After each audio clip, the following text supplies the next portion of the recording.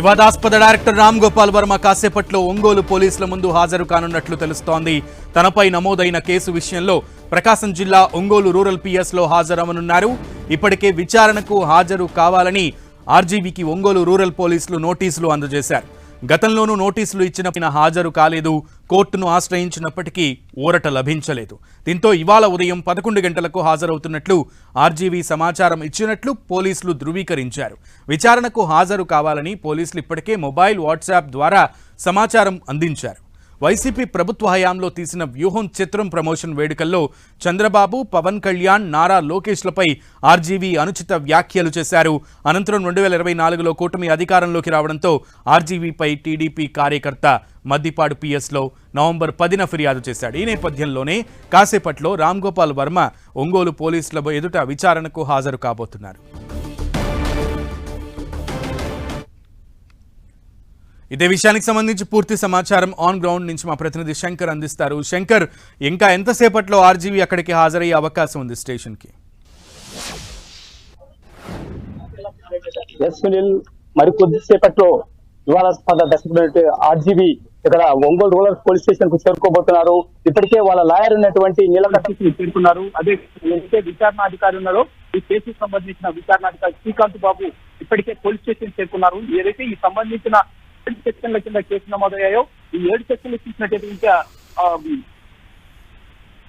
336/4, 353/2, 356/2, 61/2, 196, 352, IT section 67 సెక్షన్ల ప్రకారం కేసులు నమోదు కావడం జరిగింది. సో ఈ వ్యూహం చిత్రంలో భాగంగా ప్రమోషన్స్ లో ఏదైతే చంద్రబాబు నాయుడు, అదేవిధంగా డిప్యూటీ సీఎం పవన్ కళ్యాణ్, అదేవిధంగా మంత్రి నారా లోకేష్ కుటుంబ సభ్యులపైన కూడా అనుచిత వ్యాఖ్యలు చేస్తూ ఏదైతే మార్పులు చేస్తూ ఫోటోలను ఎక్స్ లో మెన్షన్ చేస్తూ పోస్ట్ చేశారు. వాటికి సంబంధించిన కేసు ఏదైతే ఫిర్యాదు జరిగిందో ఆ ఫిర్యాదు మేరకు 7 సెక్షన్ల కింద కేసు నమోదైన దానిపైన విచారణ కొనసాగుతుంది.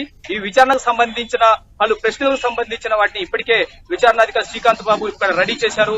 మరికొద్ది సేపట్లో కూడా ఆర్జీవీ ఇక్కడ పోలీస్ స్టేషన్ చేరుకున్న అనంతరం అనేది విచారణ మొదలు కాబోతుంది.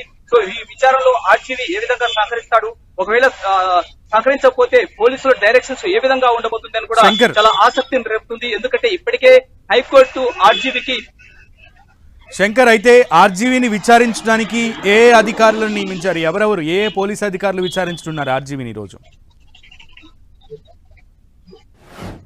సో ఈ కేసుకు సంబంధించిన ప్రధాన విచారణ అధికారిగా రూరల్ స్టేషన్ సిఐ అయినటువంటి శ్రీకాంత్ బాబును, అదేవిధంగా మద్దిపాడుకు సంబంధించిన ఎస్ఐ సంబంధించిన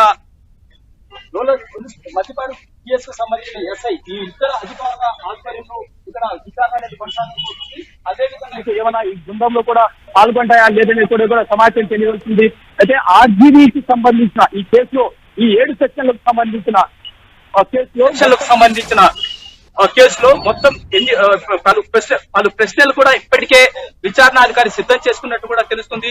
సో ఈ ప్రశ్నల్లో ఎటువంటి ప్రశ్నలు ఉండబోతున్నాయి, ఆర్జీవీ ఇప్పటికే పలుసార్లు నోటీసులకు జారీ చేసినా కూడా తప్పించుకున్న నేపథ్యంలో, అదే విధంగా ఈ సోషల్ మీడియాలో పోస్టులు మెన్షన్ చేయడంతో పాటుగా మరో ఏదైతే వ్యూహం సినిమా ఉందో ఆ సినిమాకు కొన్ని నిధులు కూడా అప్పట్లో మల్యాయ అనే మరొక సెక్షన్ కూడా ఇక్కడ కేసు నమోదైన నేపథ్యంలో ఈ ప్రశ్నల సరళి కూడా ఏ విధంగా ఉండబోతుంది, ఆర్జీవీ దీనికి వివరణ ఏ విధంగా ఇవ్వబోతున్నది చాలా ఉత్కంఠ రేపుతుంది. సో ఆర్జీవీ పోలీసుల ప్రశ్నలకు విచారణకు సహకరిస్తారా, లేకపోతే తన వ్యూహం ప్రకారము తప్పించుకునే ప్రయత్నం చేస్తారనేది తెలియవలసి ఉంది. అయితే ఏది ఏమైనప్పటికీ హైకోర్టు ముందస్తు బెయిల్ మంజూరు చేసిన నేపథ్యంలో ఇక్కడ అరెస్టు చేసే అవకాశాలు చాలా తక్కువగా ఉండడంతో ఒకవేళ ఆర్జీవీ కనుక పోలీసుల విచారణకు సహకరించకపోతే తదుపరి పోలీసుల డైరెక్షన్ ఏ విధంగా ఉండబోతుంది అనేది చాలా ఉత్కంఠ రేపుతుంది. Okay Shankar, keep updating us. Thank you.